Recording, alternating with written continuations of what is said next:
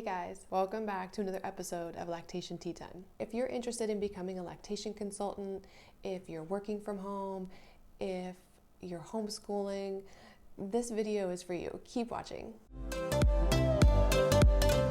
This episode, I won't be reviewing a book. I'm gonna be reviewing life. Yeah, I know. You might need more than coffee or tea. Some water. So go grab some and come back and sit down with me.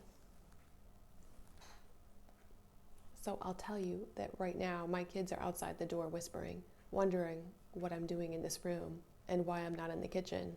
Yeah, I'm wondering the same thing. All right, in this episode, I wanted to get real with you guys. Okay, so here it goes. If you've watched some of my videos, you may know already that I'm a lactation consultant, I'm a nurse practitioner, and I wanted to tell you guys too that I'm also a military spouse. What does that have to do with anything? Well, every 3 years we move. We move to a new country, we move to a new state, and I have to start over from scratch. I have to reinvent the business of lactation consultant, nurse practitioner. I wanted to share a little bit of that with you guys. What does it take to be a lactation consultant? And is that something that you can take with you wherever you go? And the answer is yes.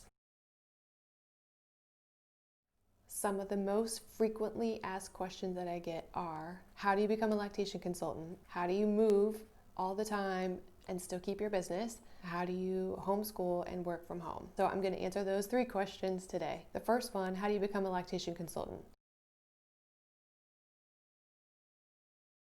There are many different routes, and I can't explain all of them in this video, but I will have some links in the show notes that you guys can go to see the different pathways to becoming a lactation consultant. And really the first part of it is deciding that's what you want to do. The second part is committing to the research to find out what is going to be the best road to that goal for you. You have to seek out other opportunities if you want to continue to grow in your education and profession. If you choose to do that, if you have the time, jumping on those moments and seeing how that can propel you.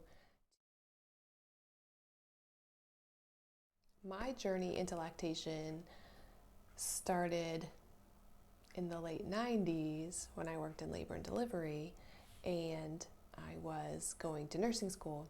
And that is where I got my first clinical experience of lactation and what lactation support looked like. Back then it was very clinical, like I just said. So I wasn't inspired by that. The real inspiration for my love of lactation came with my children. All the challenges that come with it, learning and being present in that relationship and bonding experience, and I was interested in becoming a La Leche League leader. Then of course we moved again, and the next place we went to, I had to reevaluate what lactation, what my profession, what things look like. In that time, that's when I decided to commit to becoming a lactation consultant and to transition from volunteer lactation to professional role. With my background as a registered nurse and nurse practitioner and my volunteer hours with the Leche League, I was able to complete the additional necessary classes and take the board certification for the International Board Certified Lactation Consultant.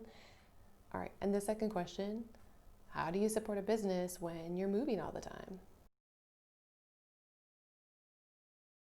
Where does it start? How does that look like in your life? Finding the space in your already busy days to make that a reality.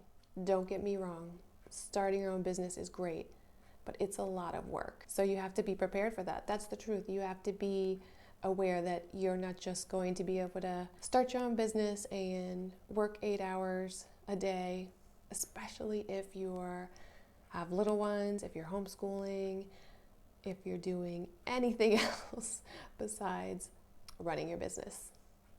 So in some countries and states, it looks like mostly home visits and some virtual appointments. And in other countries, it's been just virtual lactation visits. Now, during the pandemic, it also looks like virtual visits. It might look like volunteering like making YouTube videos and doing research. How do you balance homeschooling 3 kids and running your own business? I ask myself that every time we move. That is a real challenge. My tips are: 1, laying out a timeline. There are a limited number of hours in the day. You are important. Your time is important. Your family is important. Getting everybody on the timeline, including yourself. If you're homeschooling your kids and working from home, you're busy. You're really busy. And you'll get burnt out if you try to do everything. The second tip I have is to ask yourself honestly what this looks like for you in this moment, and what this looks like for you in 6 months, what this looks like in a year. So starting at the place you're at, stepping up when it feels right to keep growing your business and expand on your ideas. You got to this place because you are motivated and excited and interested in whatever that business is. That excitement and that joy is going to propel you and it's going to keep you going.